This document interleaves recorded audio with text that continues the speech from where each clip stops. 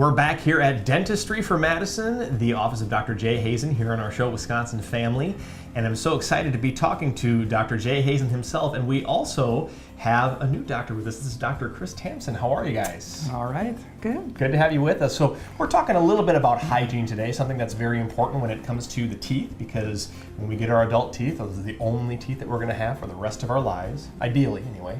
So, but first I want to start out by just kind of getting to know you a little bit, Dr. Chris.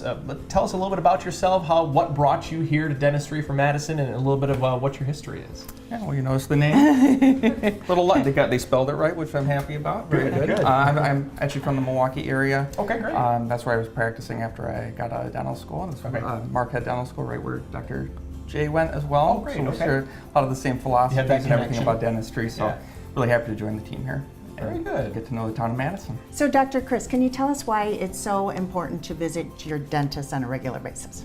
Well, good question. I mean, we have a lot of stuff in the mouth to maintain. We have our teeth, helpful for chewing, also talking. Mm-hmm. Our gums are in there, basically holding the teeth nice and stable.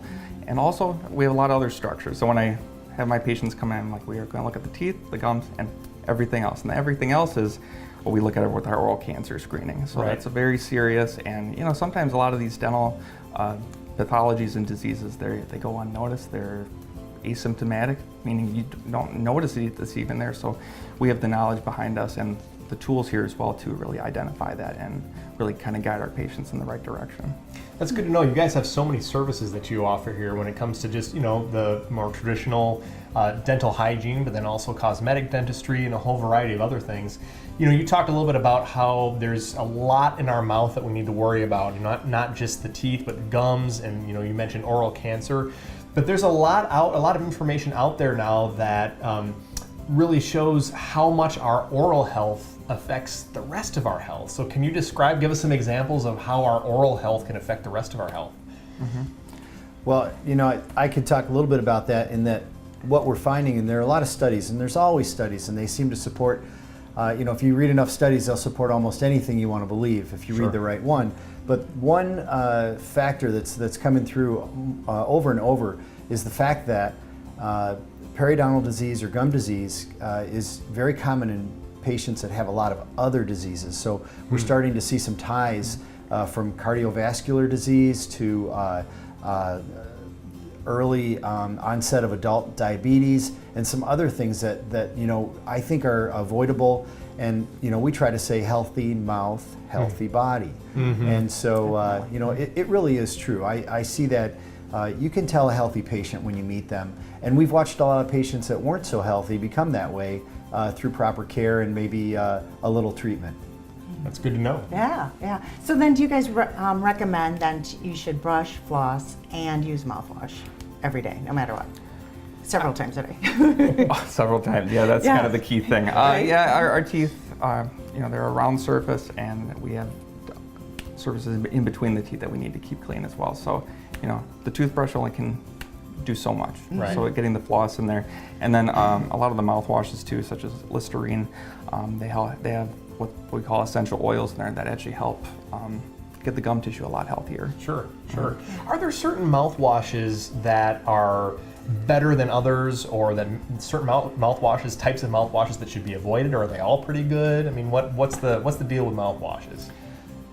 I always look for the ADA seal, American Dental Association seal, and a lot of the mouthwashes out there have that. So Listerine is one of my favorites, just because it has research behind it that is supported by a scientific organization, which I like.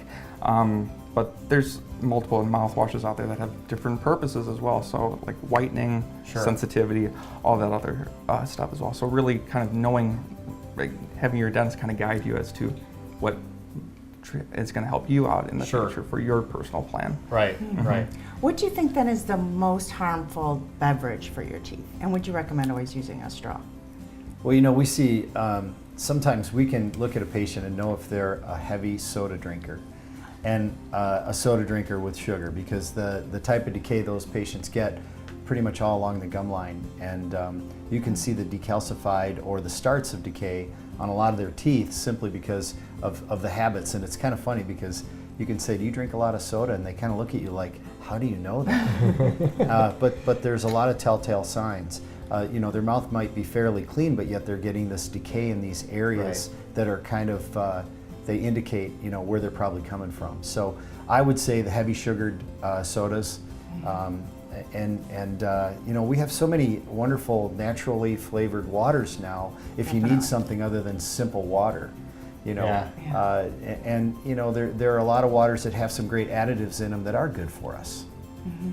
That's all good to know, all good information, and sugar in general. I mean, that's just something that's so pervasive in our culture right now. So it's hard to avoid, but if you can find the alternatives, go ahead and do it, I suppose. It's in everything, and I just want everybody to know that if you have a lot of extra Halloween candy, just bring it down to the office. I'll take care of it. He'll take care of it for you. Sounds kind of fishy. No, I think it's a great idea. Yes. Let's talk a little bit about toothbrushes, because I think some of us here, myself included for sure, might be a little embarrassed to admit how long they hold onto their toothbrushes for. So what can you tell us about how often? I mean, is there a kind of a general rule of thumb for how often a person should change their toothbrush? I'd say about once every 2 to 3 months, but it also depends on how. I thought you were going to say years. I'm about right there. Nice try.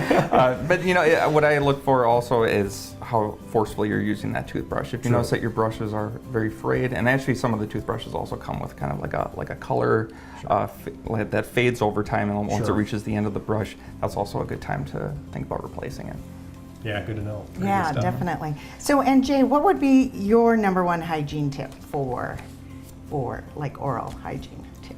Well, we always say, brush and floss at least twice a day.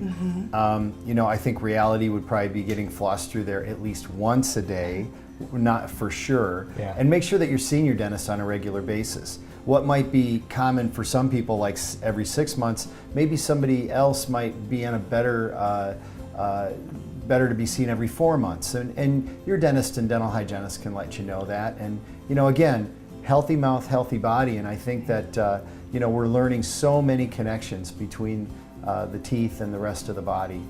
It's real important. So that's my biggest tip. Yeah, definitely. Good information. Dr. Jay and Dr. Chris, thank you so much for being here with us and Thanks, having us guys. here. We'll look forward to talking with you more in future months, too. Likewise. Good to be here. Thank you. Thank you to all of our guests and our viewers. We're a Wisconsin family, and we'll see you next time.